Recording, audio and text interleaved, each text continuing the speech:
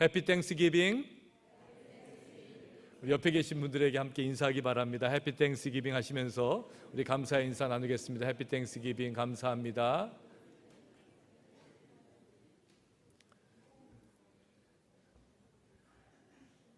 (10년) 전에 제가 신문을 읽다가 너무 감동을 해가지고 이제 칼럼을 하나 쓴 게 있는데, 그때 제 칼럼의 제목이 뭐였냐면 단 한 그릇 먹어보고 눈물을 흘려줄 수 있다면, 이게 제목이었어요. 어떤 식당, 중국 음식점을 하시는 분이 쓴 그에 대한 기사가 나온 건데, 단 한 그릇 먹어보고 눈물을 흘려줄 수 있다면, 제가 쓴 이유는 저도 단 한 번 설교를 듣고 눈물을 흘려줄 수 있다면 그런 마음을 제가 또 받았기 때문에 그렇습니다. 그분은 서울의 한 조그만 도시에서, 서울의 한 그 동네에서 그 중국집을 운영하시는 분인데, 조그맣대요. 식탁도 4개밖에 없고, 이제 총 앉을 수 있는 그 시트, 좌석도 15명밖에 못 앉는 그런 조그만 식당인데, 거기서 이분이 짜장면을 만드는데 일일이 그 수타라 그러죠. 손으로 면을 이렇게 반죽하고 또 면을 뽑아서 이제 서브하는 그런 분이에요. 그리고 그 양파를 볶는데 그냥 볶는 게 아니라 가스에다 볶으면 더 싸게 빨리 볶을 수 있는데, 옛날 쓰던 석유골로 또 거기에다가 해야지 제맛이 난대. 그 고집하면서 그러니까 수타로 면 뽑죠, 석유골로에다가 양파 볶죠. 이러다 보니까 이분 하는 하루에 만든 양이 제한돼 있을 거 아니에요. 더군다나 조미료 안 넣죠, 설탕 안 치죠. 그러니까 짜장면이 짜장면 맛이 아니라는 거예요. 그런데도 자기가 좋아하는 사람, 또 좋아하는 음식을 정성과 사랑으로 만들어서 대접한다는 마음으로 그렇게 고집을 피우면서 이제 영업을 하고 계시는데, 이제 중국집 옛날 조그만 식당이니까 들어가면 거기에 크게 옛날에 뭐라고 써 있었냐면 신속 배달 이런 것도 빨간 글씨로 써 있잖아요. 근데 그 자리에다가 어느 날 이분이 은혜를 받아가지고 그 자리에다가 다른 표어를 붙였는데, 거기에 뭐라고 붙였냐면 지구촌에 살고 있는 어떤 사람이라도 단 한 그릇 먹어보고 눈물을 흘려줄 음식을 내 혼신의 힘을 다하여 만들고 싶다, 이렇게 써붙인 거예요. 그리고 그 옆에다가, 그 밑에다가 날짜를 적었는데 1988년 10월 이렇게 적어놓은 거예요. 여러분, 1988년도에 한국에서 어떤 일이 있었는지 기억하세요? 88 올림픽이 있었잖아요. 근데요, 그 88 올림픽이 있는데 끝난 다음에 10월 달에 어떤 일이 있었냐면 이분에게 충격적인 사건이 있었어요. 88 올림픽에 많은 사람들이 금메달도 따고 또 나라가 우승도 하고 금메달 많이 따고 이렇게 해서 자랑도 하고 했는데, 그 중에서도 그 당시에 가장 유명한 사람이 누구냐면 총알처럼 빠른 사나이 벤 존슨이라고 하는 사람이 금메달을 2개 땄어요. 근데요, 그 금메달 딴 다음에 도핑 테스트라 그러죠. 그것 때문에 이제 다른 약물을 복용한 게 들통이 나서 이 사람이 금메달을 박탈당하고 공항에서 쫓기듯 도망치는 뒷모습을 방영하는 것을 보았다는 거예요. 중국식 이제 식당 주인이 TV를 보다가 쓸쓸하게 그 공항을 빠져나가는 벤 존슨이라고 하는 육상 선수의 뒷모습을 바라보면서 했던 이야기가 뭐냐면, 우리 한국 사람들 그렇잖아요. TV 보면서 마치 자기 일처럼 분노하고 화내고, 또 축구 같은 거 하면은 다 자기가 감독이잖아요. 그런 것처럼 가면서 이제 지나가는 벤 존슨 보고 뭐라 그랬냐면 곧가짓 것 메달 때문에, 이렇게 이야기를 했다는 거예요. 곧가짓 메달 때문에. 근데 그 말을 딱 내뱉고 나니까 어떤 생각이 드냐면 자기의 모습이 떠오르는 거죠. 나는 곧가짓 돈 때문에 몸에 나쁜 거 알면서도 조미료 팍팍 치고 설탕 몇 숟갈씩 넣으면서 짜장면 한 그릇 만들고 있고, 그것까지 돈 때문에 술 팔고 있고, 그래서 그날부터 마음을 딱 정리하고 술도 안 팔고 조미료도 안 넣고 설탕도 안 넣으면서 양심껏 이제 그 음식을 만들고 있더라는 거예요. 그때 탄생한 좌우명이 뭐냐면 단 한 그릇 먹어보고 눈물을 흘려줄 음식을 내 혼신의 힘을 다하여 만들고 싶다. 저는 목사이기 때문에 늘 조미료와 설탕을 치고 싶은 유혹이 저에게는 왜 없겠어요? 사람들의 마음을 기가 막히게 흔드는 감동적인 이야기도 하고 싶고요. 한 주간의 스트레스를 확 날려버릴 수 있는 그런 재미난 이야기도 좀 해드리고 싶고, 유식해 보이는 문자도 써가면서 세상살이의 지혜도 한껏 풀어낸다면은 우리가 사는데 도움이 되겠다라는 마음도 먹어요. 그런데 이 자리는, 다른 자리는 몰라도 이 자리는 그렇게 할 수 없는 자리라는 것을 누구보다 잘 알고 있기 때문에 하나님의 말씀만을 증거하기 위해서 저는 오늘도 조미료 없이 설탕 없이 양파를 볶는 심정으로 말씀을 준비하고 또 기도하고 또 이 자리에 서는 거지요. 저는 이 자리에 설 때마다 말씀을 전하는 자가 아니라 그 말씀을 제일 먼저 듣는 사람의 심정으로 이 자리에 서요. 그래서 때로는 그 말씀이 저에게 너무나 무겁고 또 아프기도 하고 이런 말씀 좀 안 하면 좋은데, 그런데 어쩌겠어요. 그게 하나님의 마음인 것을. 그래서 정직하게 말씀을 전하고 싶은 마음, 그래서 그때 그 감동을 가지고 저도 그렇게 목회를 하고 있어요. 여러분 궁금하지 않으세요? 1988년 10월부터 설탕 안 치고 조미료 안 넣고 손으로 면 뽑으면서 석유골로에 양파 볶으면서 그렇게 장사하는 그 중국집이 망했는지 안 망했는지 궁금하지 않으세요? 제가 오늘 말씀을 준비하면서 한번 찾아봤어요. 요새는 뭐 인터넷이 잘 돼 있으니까 이렇게 찾아봤더니요, 서울 마포구 공덕동 여전히 조그만 가게 그대로 있어요. 근데요, 한국 무슨 요새는 맛집 그 프로그램이 많잖아요. 어디 가서 맛있는 게 있으면 찾아가서 이렇게 방영해 주는 게 많아가지고요, 맛집에 한번 방영이 된 다음에 죽을 뻔했대요. 사람이 너무 많이 와가지고. 면을 뽑는 건 한계가 있으니까. 그래서 어깨 나가고 손목 다치고, 그래서 일주일에 하루 쉬고요, 어떨 때는 3일 쉬고요, 어떨 때는 일주일 내내 문 닫고요, 어떨 때는 한 달 내내 문을 닫았는데도 여전히 사람이 오더라는 거예요. 계단을 100개 올라가야지 나오는 그 조그만 동네에 있는 그 조그만 중국집을 찾아서 사람들이 오더라는 거예요. 왜 올까요? 사람들은 정직한 맛을 그리워하잖아요. 그 정직한 맛을 인정해 주는 게 우리의 마음이어야 돼요. 하나님의 말씀 앞에 서는 우리의 마음도 똑같아야 돼요. 기가 막히고 뭐 은사가 있고 능력이 있고 뭐 멋진 것보다 우리에게 주신 하나님의 말씀을 붙잡는 것, 바로 여러분들의 인생이 되시길 주의 이름으로 축원합니다. 이런 분들의 이야기를 들을 때마다 우리 마음은 숙연해져요.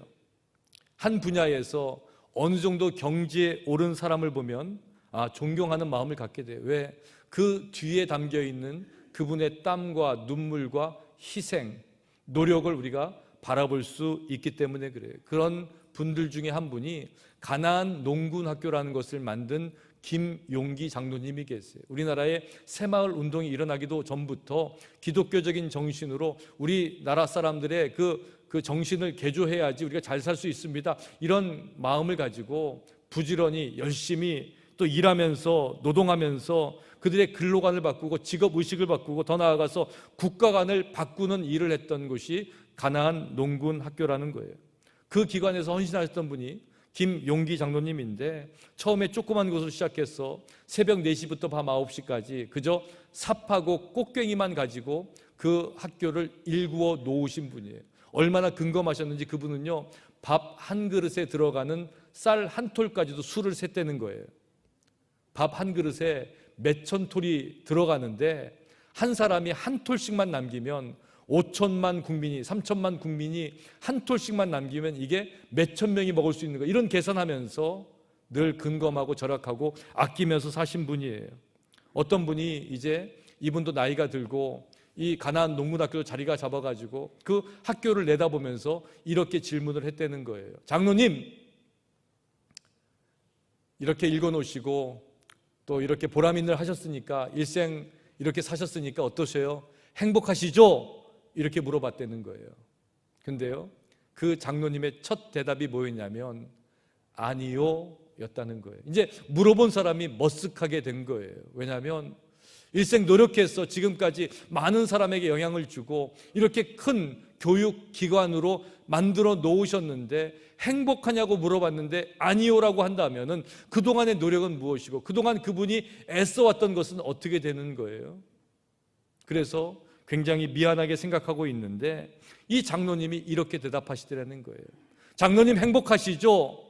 아니요? 이렇게 말을 던져놓고는 그 다음에 뭐라 그러냐면 감사합니다 이러더라는 거예요. 제가 여러분에게 물을게요. 여러분 행복하시죠?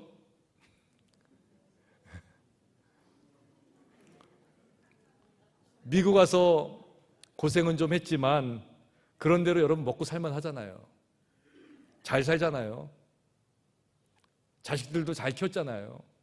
그럼 행복해야 되는 거 아니에요? 누구에게 손 벌리지 않고 살만하게 되었으면 행복해야 되잖아요. 그래도 이 시간에 이 자리에 나와서 예배할 수 있는 건강도 있고 운전할 수 있는 능력도 있고 자동차도 있다면 행복하셔야 되는 거 아니에요? 그런데 우리의 입술에서 나오는 그 고백도 그 장로님의 고백처럼 행복하다는 고백이 아니라 감사하다는 거예요. 왠지 아세요? 그 행복을 주신 분이 하나님이시고요. 그 하나님의 은혜가 아니면 우리는 어떤 것도 할 수 없는 존재라는 것을 인정하기 때문에 우리는 행복하다는 고백보다 감사하다는 고백으로 하나님 앞에 드리는 거죠. 지난 11월 1일부터 우리 다니엘 기도회가 시작이 되었어요. 이번 다니엘 기도회를 통해서 저는 이 기도회를 할 때마다 하나님이 우리 교회 너무 사랑하시고요, 우리 성도님들 너무 사랑하시고 또 저를 너무 사랑하신다는 걸 느낄 수 있어요. 왜? 기도할 때마다 하나님의 역사가 있거든요. 하나님의 기도에 응답이 있거든요. 아마 그 나오시는 분들은 경험하실 거예요. 부르짖어 기도할 때 하나님께서 함께 하세요. 정말 감사합니다라는 그 고백밖에 할 수 없어요. 많은 분들이 저에게 그렇게 말씀하세요. 요새 목사님 다니엘 기도에 인도하시느라고 힘드시죠? 얼굴이 쏙 빠졌어요. 별로 동의를 안 하시는 것 같아. 별로 안 빠졌어요. 근데요, 육체적으로 힘들 때가 있죠. 왜냐하면 우리 저뿐만 아니라 우리 정성호 목사님도 그래요. 새벽에 새벽 기도하러 나오면요, 새벽에 5시 반 되기 전에 집에서 출발해야 돼요. 다니엘 기도회 끝나고 집에 들어가면 9시 반이 넘어요. 그래서 그 하루에 교회 어떨 때는 16시간 이상을 교회에 있어야 돼요. 그래서 우리 목회위원장님 조심하셔야 돼요. 이거 노동법 위반으로 고소 들어갈지 모르겠어요. 근데도요, 감사해요. 왜? 하나님께서 주신 은혜가 있고요, 우리 교인들이 누리는 은혜가 있기 때문에 저희들은 그런 기도에 있을 때 집에 갔다 올 수 없어서 할 때마다 감사해요. 그런데 육체적으로 힘든 게 아니라 저는 정신적으로 힘들어요. 왜 힘드냐면요, 20명의 강사님이 이제 비디오로 우리가 이제 보고 있는데 이 한 분 한 분 이게 볼 때마다 오늘 저분은 또 무슨 말씀을 하실까라는 기대를 갖고 여러분 오실지 모르지만 목사는요, 또 잘못된 말씀하면 어떡하나, 좀 우리 교회에 안 맞는 말씀하면 어떡하나, 이런 그 마음의 조마조마함이 있거든요. 그래서 이게 신학적으로 좀 틀린지 않을까 조심해서 드려야 되고요.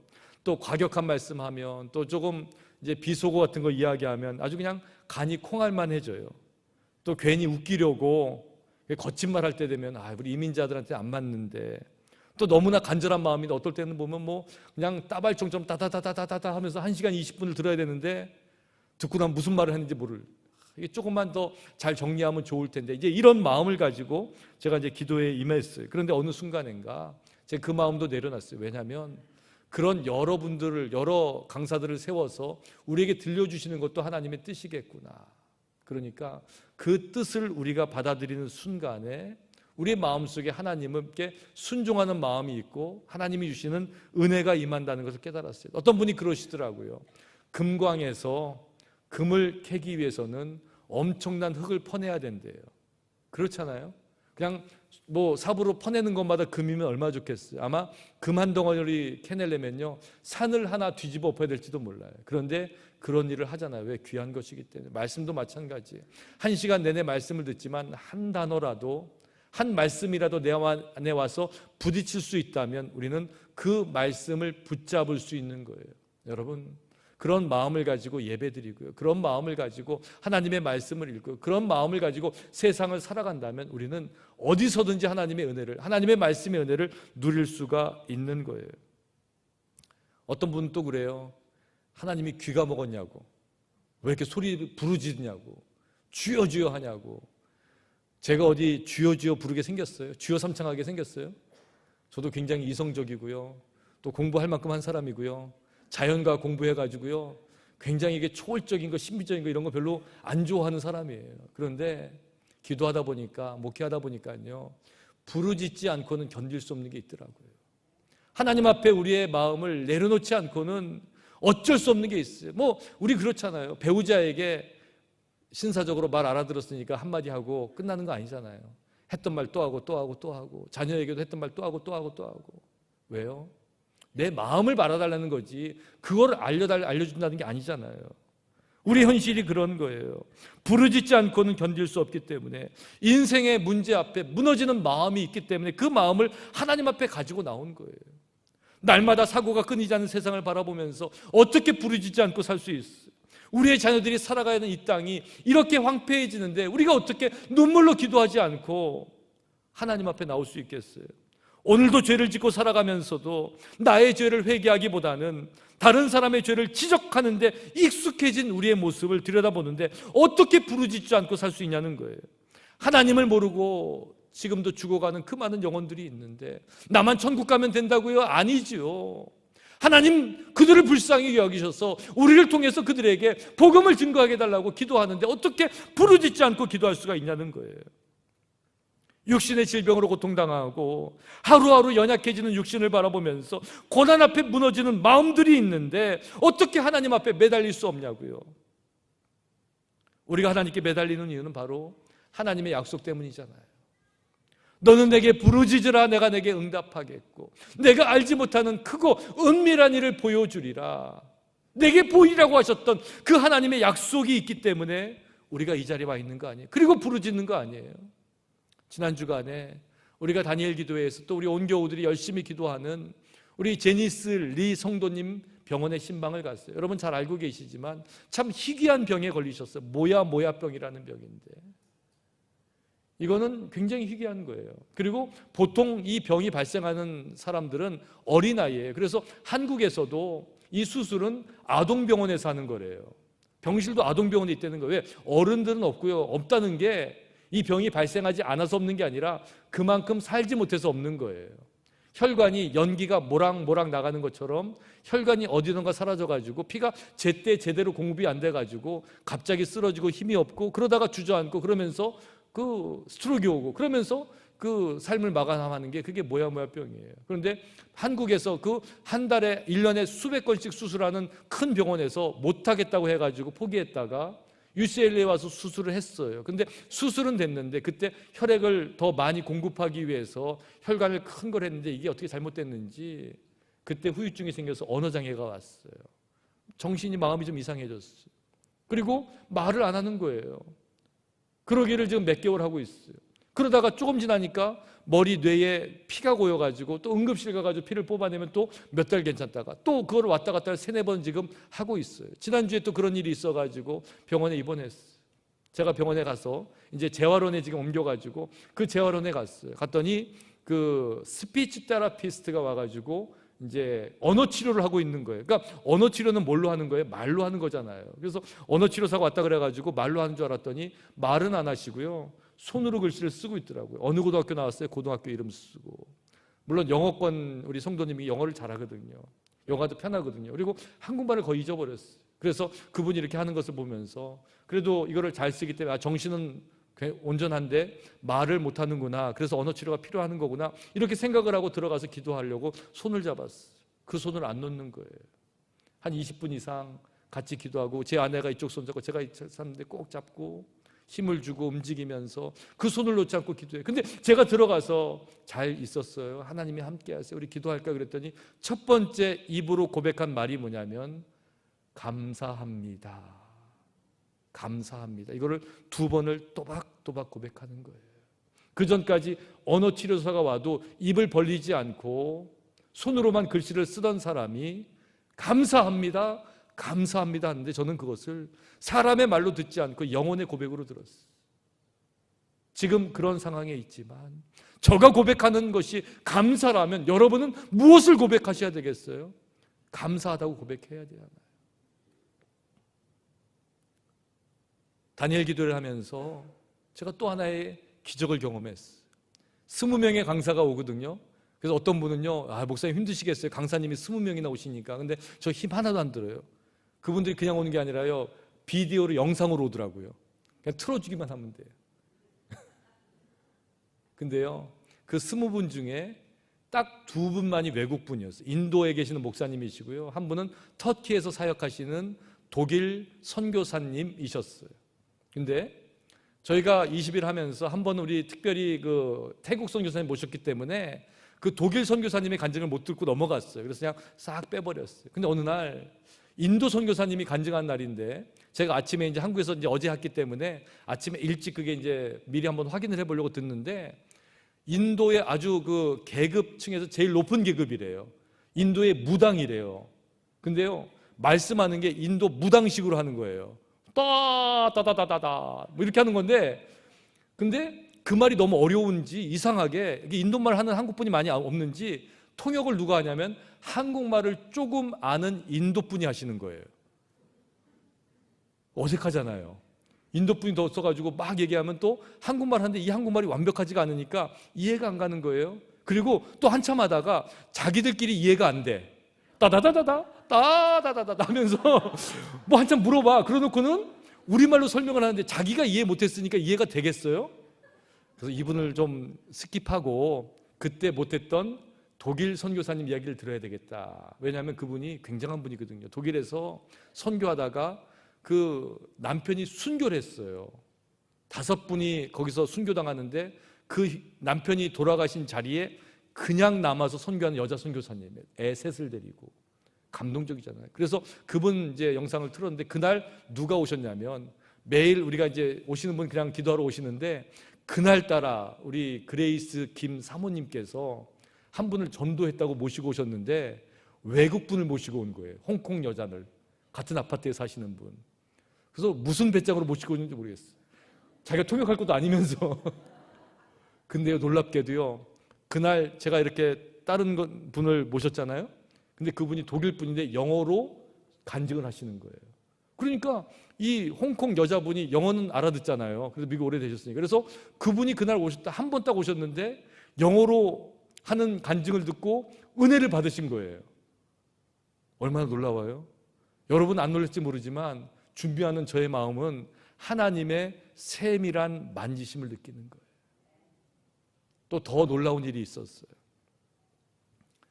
저희가 이제 우리 영어부 이제 사역자를 모시기 위해서 굉장히 오랫동안 기도했거든요. 몇 달 기도하고 있거든요. 근데 사실 이 미국에서 이민사회에서요, 한인교회에서 영어권 목회자를 청빙하는 거는 하늘의 별 따기보다 어려운 거예요. 왜냐하면 어느 교회든지 필요하고요, 목회자는 한계가 있잖아요. 그래서 참 오랫동안 기도해도 응답이 없어요. 그래서 우리 클레어몬트에서 공부하는 분들에게 이메일을 다 보냈더니 어떤 분이 저에게 이제 이메일을 보내줬어요. 그러면서 자기가 본인이, 우리 마크 김 목사님인데, 이 목사님 뭐라 그러냐면 그냥 interim preacher, 그러니까 임시 설교 목사로 봉사하겠다는 거예요. 그건 뭐냐면 주일날 예배가 세팅된 데 와서 설교만 하고 가겠다는 건데, 우리는 사실은 우리 영어권 목회가 그렇게 설교만 하는 게 아니라 목회를 해야 되고 우리 사역을 해야 되는 부분이기 때문에 그러면 좀 어렵겠습니다. 전 당연히 이분이 그렇게 했길래 이제 그냥 좀 그렇게 생각을 했었어요. 좀 어렵겠구나 생각을 했었어요. 그리고 지금 클레어몬트에서 이제 박사과정을 공부한다 그래가지고 뭐 클레어몬트 사시면서 또 먼데 어떻게 하시나 그랬는데, 다니엘 기도회가 11월 1일 날 시작하는데 그 날인가 그 전인가 하여튼 해가지고 저한테 메시지가 왔어요. 뭐라고 왔냐면, 목사님 제가 토요일 날 아침에 찾아올게요. 만나볼게요. 그래요. 근데 멀리서 뭐하러 오나. 근데 뭐라 그러냐면 애들 드롭하고 오면은 올 수 있다는 거예요. 그래서 저는 뭐 애들이 그 LA에서 무슨 사커 게임이 있나 거기 데려놓고 왔다 갈래나? 그러면서 하여튼 약속을 했어요. 11월 3일에 우리 다니엘 기도회 이제 이틀 지났잖아요. 3일 아침, 토요일 날 아침에 제 사무실에 와서 만났어요. 이런 얘기 저런 얘기 하는데, 목사님 어디 사세요? 그랬더니 플라야 비스타에 사신대요. It's only 5 minutes from the church. 우리 교회에서 5분 10분 거리 있잖아요. 그죠? 그 애들 어디다 드롭했어요? 그랬더니 우리 교회 예꿈 한글 학교에 드롭했다는 거예요.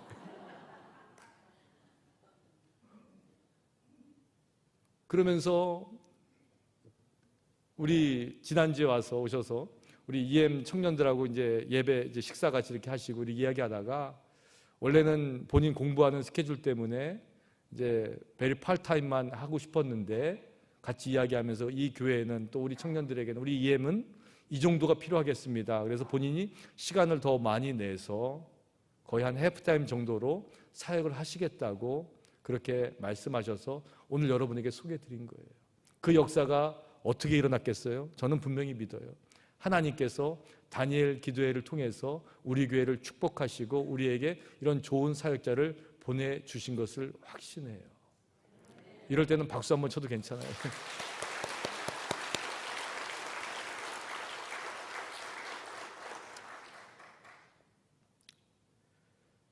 오늘 우리가 읽은 말씀은 에베소서에 나오는 말씀이에요.